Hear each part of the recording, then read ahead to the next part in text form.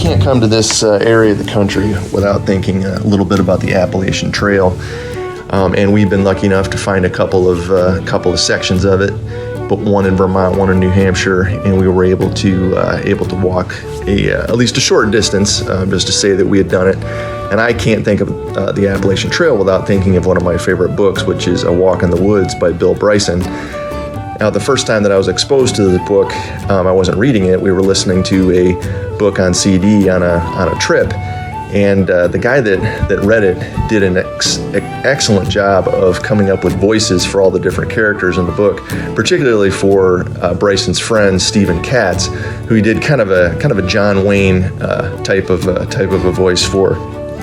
And the section that I want to play for you is one of our favorite sections, and I will have to forewarn you that there is a little bit of profanity involved, but it is played to very humorous effect.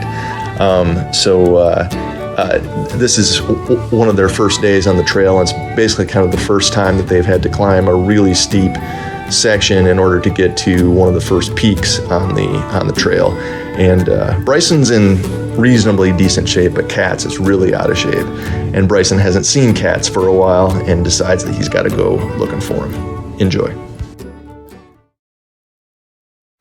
I waited for Katz for 3/4 of an hour, then went looking for him.